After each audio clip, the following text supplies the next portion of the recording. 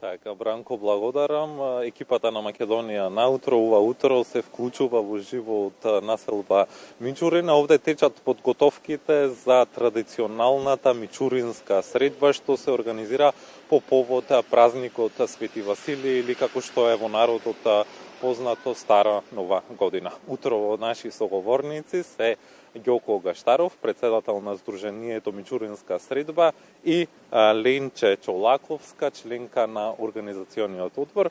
Господине Ѓоко, ќе започнеме со вас. Кажете ми како започна да се реализира оваа Мичуринска средба и дали имавте прекини во изминативе години или сепак сето тоа тече во континуитет?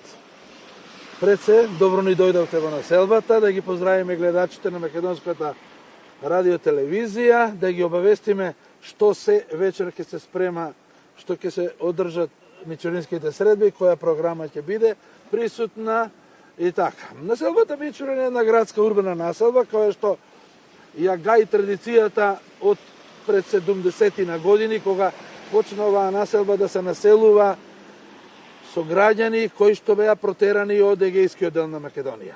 Така да 47-48 година прв пат се направија тие наши стари егејски згради, каде што ден денеска ние живееме, нивните деца, нашите внуци. Мичурин има една огромна традиција, затоа што нашите стари рекле, народ без традиција нема идентитет, а ние ако не си ја задржиме нашата традиција, губиме идентитетот.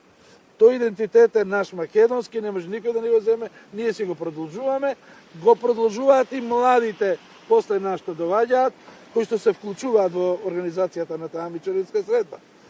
И вечер ќе биде една програма, која што како иницијативен одбор ја организираме долги години, официјални 29, каде што ќе биде разна програма, народот да се зближи, да се види, да се дотера, да се напие нешто и така. Така, кога станува збор за програмата, ќе ја прашам господја Ленче, што конкретно ќе се случува овде во Мичурин вечерва? Вечерва програмата ќе ни започне од 17 часот. Прво ќе почнат дечињата, тоа е една група која што оваа година сами сака да се организираат целокупната нивна програма со дечињата од училиштето наше што е тука Блаже Коневски.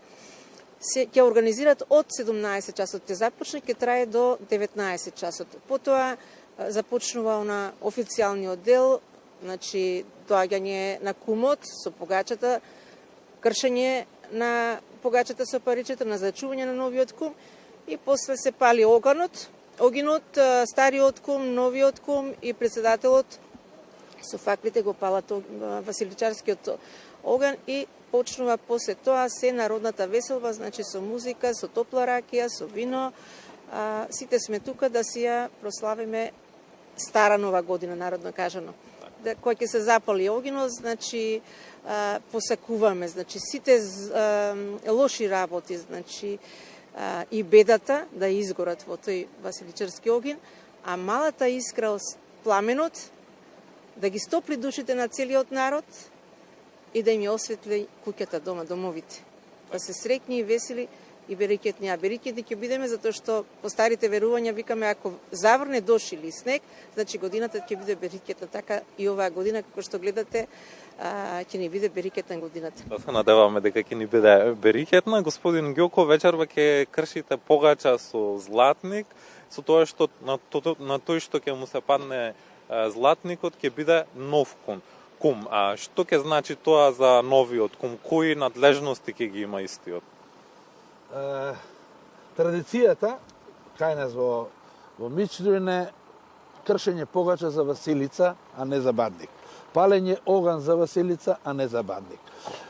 Традицијата ни налага по правилото на Македонската православна црква да златникот не знаеме кој ќе го добие. Погачата се осветува од свештените лица на Македонската православна црква и се поделуваат парчиња од погачата на одредени граѓани кои што сака да учествуваат во тоа. На кого Господ ќе го милува, ќе му го подари златникот. До сега имавме многу луѓе кои што виделе многу убави работи од кога го добиле паричето, од кога го добиле златникот.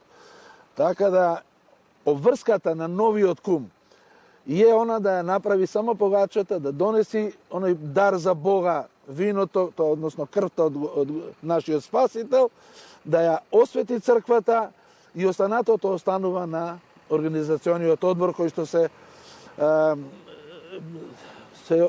организира со своите помагатели, со своите донатори, со народот на Мичурин, кој што може, носи, донесува, подарува и заеднички да сето тоа го направи во оној обем во кој што успеваме толку години на нас за да го направиме. Така, благодарам. Господја Ленче, дали само жителите на Мичурин ќе присуствуваат нова мичуринска средба или ќе има жители од другите општини во градот Скопје? Па досега, како и сите овие години останати, секогаш велиме дека е сенародна средба, секако ни доаѓаат од целиот град.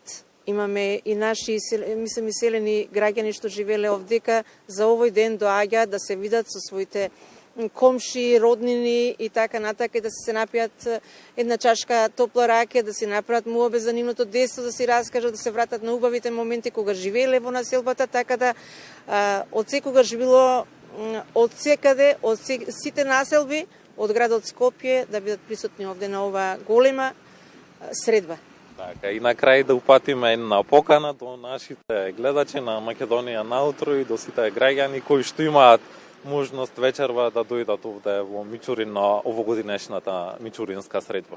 Пред се да ви се заблагодарам како екипа на Македонската радио телевизија што не покривате медиумски и останатите телевизиски куќи во државата кои што допринесувате за што помасовна средба, за што поуспешна средба, каде што не би знаеле оние што се од надвор кога и како и програмата да ја слушнат, преку вашите медиуми ние ги запознаваме. Ги покануваме сите каде што немаат вечерва да ја дочекаат старата нова година, да повелат во населбата Мичурин на едно заедничко дружење. Господин Ѓоко, господја Ленче, ви благодарам за гостувањето во утро во Македонија наутро. Ви посакуваме успешна мичуринска средба.